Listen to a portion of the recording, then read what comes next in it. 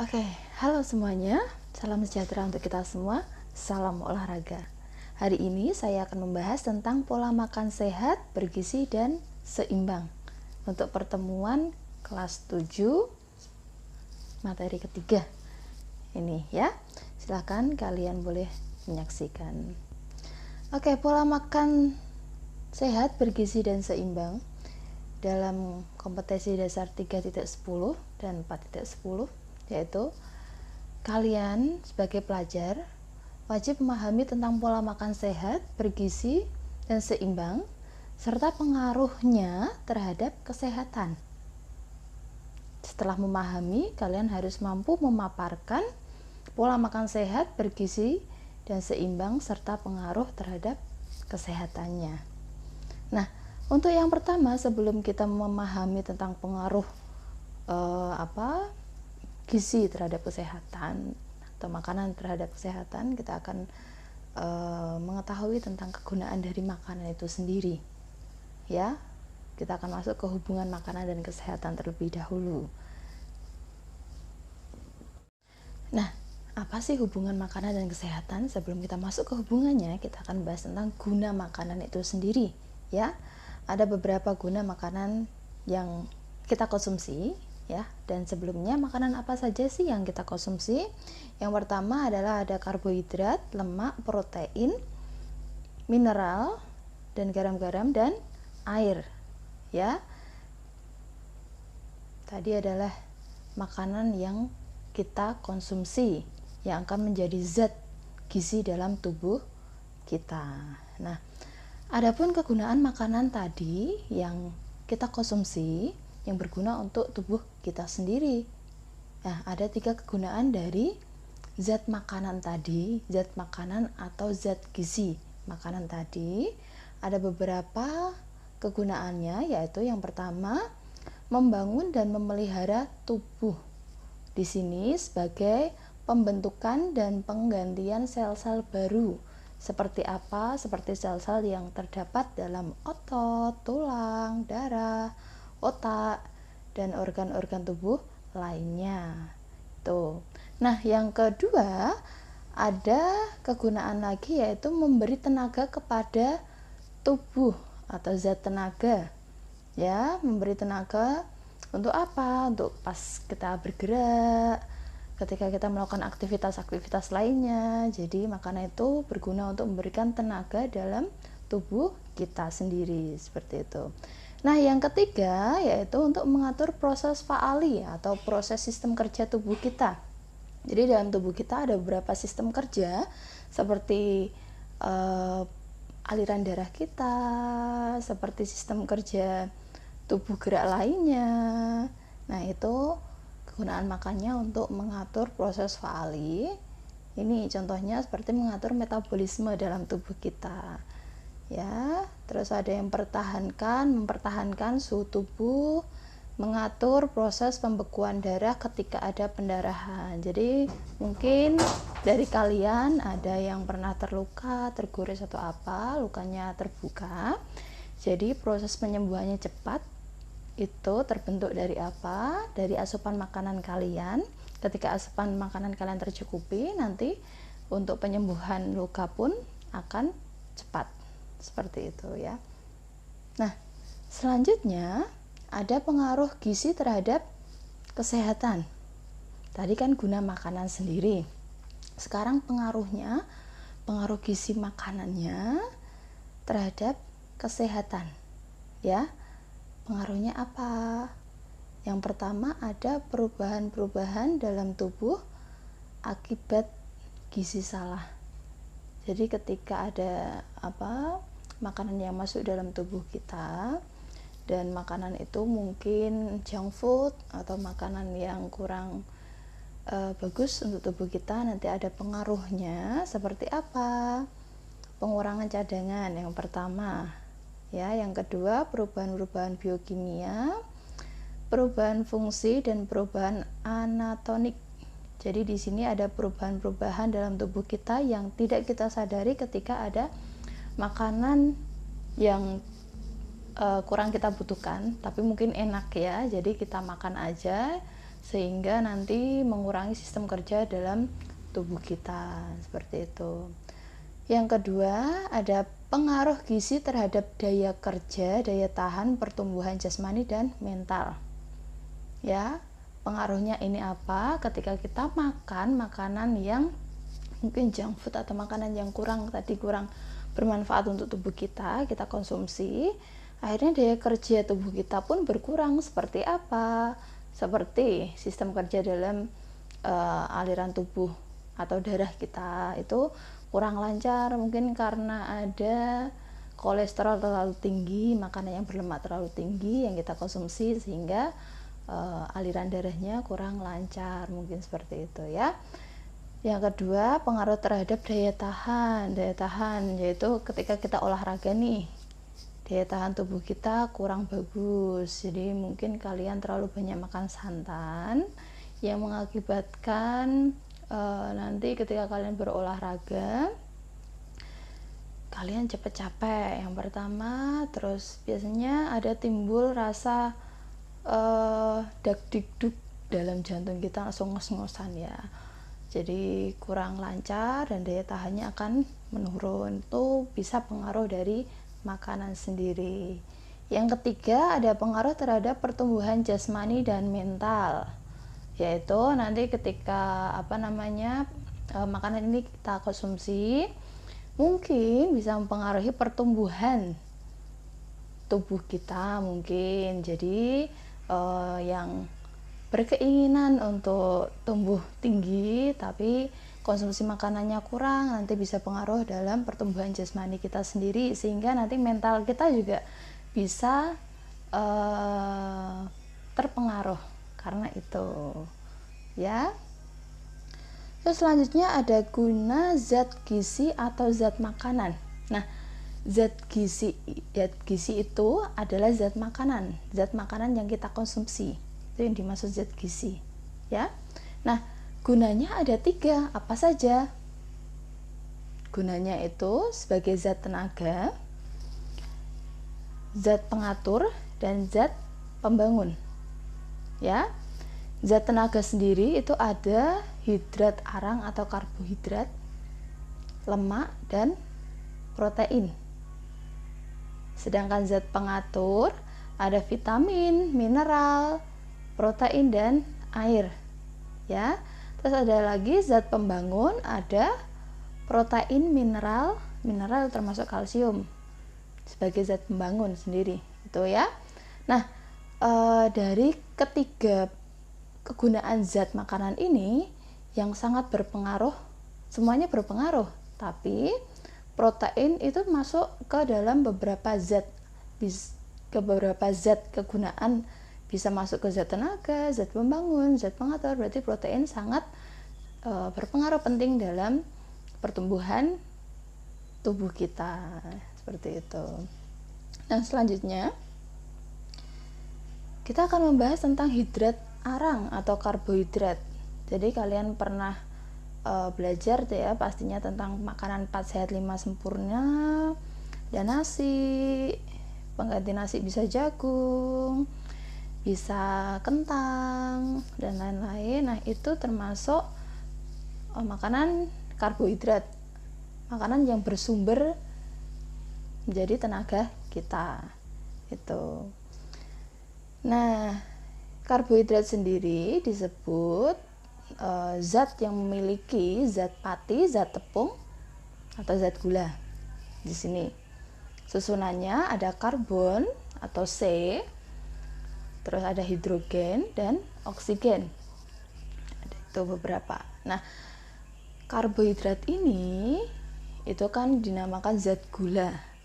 Nah, zat gula ini dibagi menjadi 3. Apa saja? Yang pertama ada monosakarida yang terdiri dari glukosa, fruktosa, dan galaktosa. Nah, monosakarida ini adalah gula sederhana, gula paling sederhana yang dibutuhkan oleh tubuh. Tuh. Nah, yang kedua ada disakarida. Disakarida itu gula kompleks, sama dengan polisakarida. gula kompleks. Jadi gula kompleks ini terdiri dari beberapa bagian atau beberapa dari gula. Contohnya, jadi monosakarida itu kan ada glukosa, fruktosa, dan galaktosa, itu gula sederhana, paling sederhana. Nah, kalau di sakarida berarti ada susunan gula dalam gula itu. Seperti contohnya sukrosa. Sukrosa ini terdiri dari glukosa dan fruktosa, berarti double gula di sini. Ada gula glukosa dan gula fruktosa. Terus ada lagi maltosa, itu terdiri dari dua juga, yaitu glukosa dan glukosa. Jadi maltosa ini punya dua glukosa, dua gula kompleks ya. Terus ada lagi laktosa, terdiri dari glukosa dan galaktosa, itu yang disakarida. Kalau polisakarida berarti di atasnya disakarida, jadi gulanya paling kompleks, terdiri dari 3, 4 dan seterusnya. Gula kompleks itu terlalu banyak gula nanti bisa menyebabkan tubuh kita bisa diabetes. Dan gula adalah nanti dipecah sebagai energi atau ATP dalam tubuh kita yang kita perlukan untuk tenaga ya. Ketika gulanya itu terlalu banyak atau berlebihan, nanti gula yang tidak dipakai sebagai energi itu nanti diubah menjadi lemak. Cadangan lemak ini akan tumbuh dalam tubuh kita tanpa kita sadari, dan otomatis berat badan kita akan naik itu. Jadi kebanyakan glukosa, gula kompleks dalam tubuh kita, ketika kita tidak menggunakannya, tidak diolah menjadi energi, nanti diubah menjadi lemak. Seperti itu. Nah, selanjutnya ada lemak dan protein. Ya, lemak dan protein. Lemak itu apa? Lemak itu juga memberikan tenaga tadi seperti yang saya jelaskan. Jadi, ketika gulanya terlalu berlebihan, nanti diubah menjadi lemak. Lemak itu cadangan tenaga. Cadangan tenaga. Ya. Nah, ada beberapa fungsinya. Lemak sebagai bahan pelarut vitamin bisa ya. Kalau kalian mengonsumsi vitamin ini akan udah larut dalam lemak, yaitu vitamin A, D, E, dan K. Itu yang larut dalam lemak. Lemak adalah cadangan tenaga dalam tubuh gitu ya. Nah, selanjutnya kita masuk ke protein, berfungsi sebagai zat pengatur, pembangun, dan tenaga. Seperti yang saya jelaskan di awal tadi, protein masuk ke semuanya sebagai zat yang terpenting dalam tubuh kita ya. Jadi meskipun protein ini kita butuhkan sedikit, tapi sangat berpengaruh penting. Nah, protein ini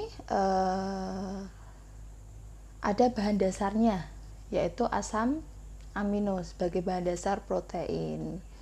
Nah, asam amino yang tidak dibuat oleh tubuh kita secara langsung itu ada namanya asam amino esensial ya.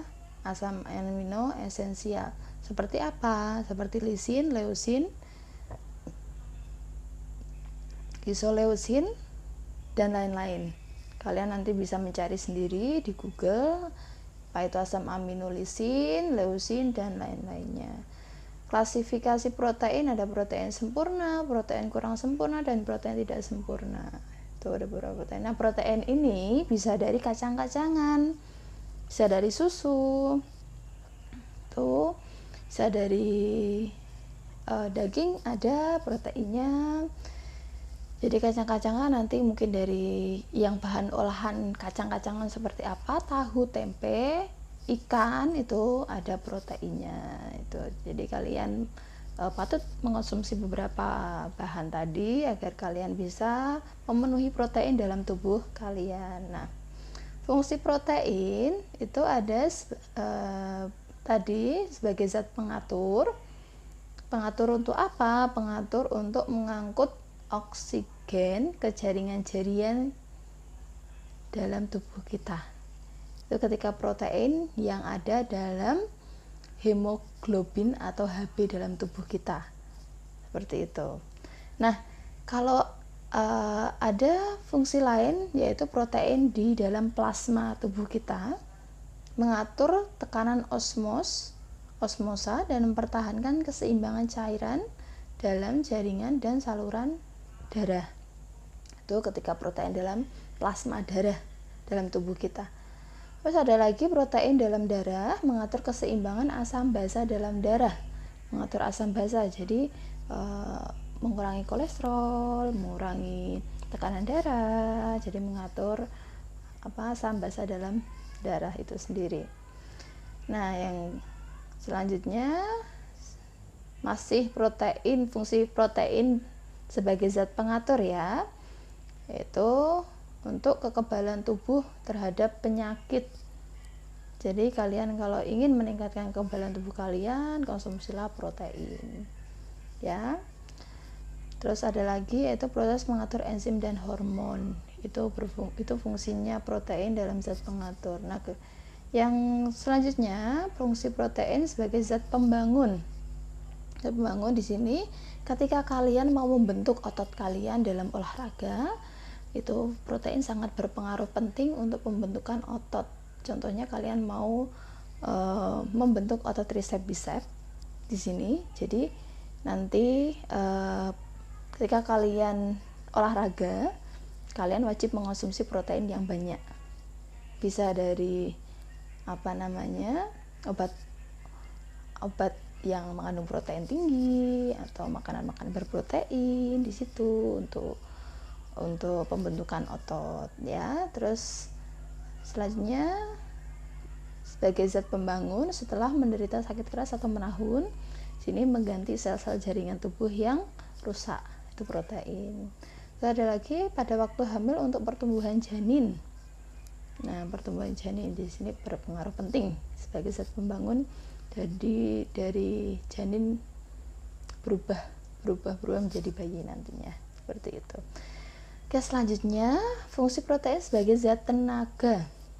Di sini zat tenaga bukan hanya zat arang saja atau karbohidrat ya, tetapi protein juga berpengaruh untuk zat tenaga ini. Nah, protein mengandung unsur karbon. 1 gram protein menghasilkan 4 kalori. Kalori itu apa? Kalori itu energi yang diperlukan dalam tubuh. Itu kalori. Nah, berapa sih kalori yang kita butuhkan? Kalori yang kita butuhkan sebagai wanita dewasa itu 1.600 sampai 2.400 kalori. Sedangkan laki-laki dewasa 2.000 sampai 3.000 kalori. Itu yang diperlukan. Nah, kalau kalian yang usia SMP cukup 1.600 sampai 2.400. Udah cukup ya. Jadi untuk SMP, kalau kalian mau menghitung makanan kalian, boleh saja kalian bisa buka di Google bagaimana cara menghitungnya, seperti itu. Nah, selanjutnya kita bahas tentang mineral, vitamin, dan air. Apa itu mineral? Mineral merupakan zat pembangun dan pengatur.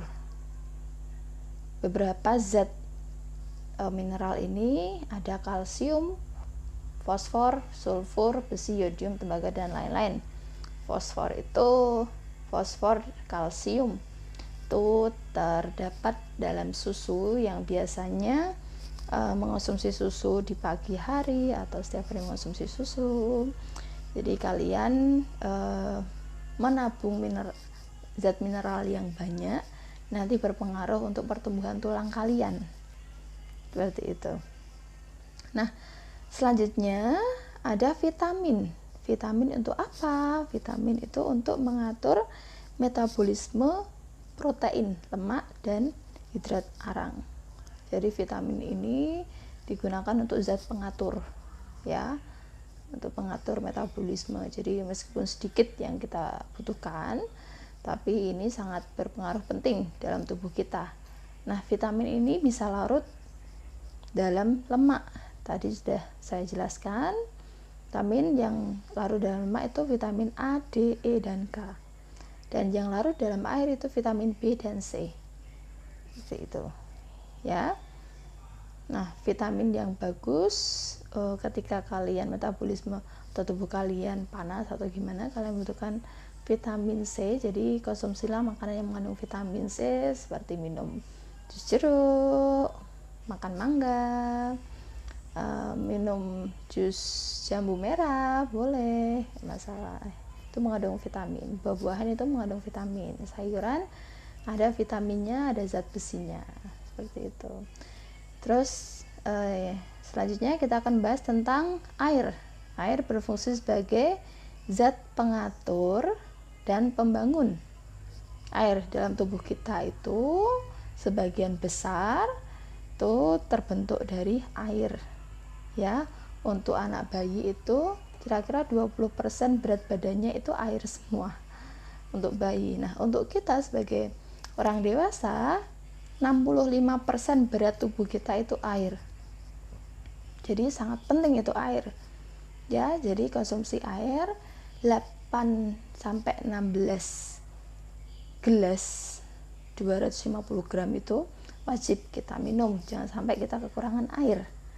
Ya. Jadi konsumsi air itu sangat penting. Itu. Oke, selanjutnya, nah, kita masuk ke pengetahuan tentang gizi yang salah. Nah, gizi yang salah, ketika kita tahu asupan gizi kita salah, apa yang terjadi dalam tubuh kita sendiri, kita bisa mengetahui. Nah, apa sih gizi yang salah itu?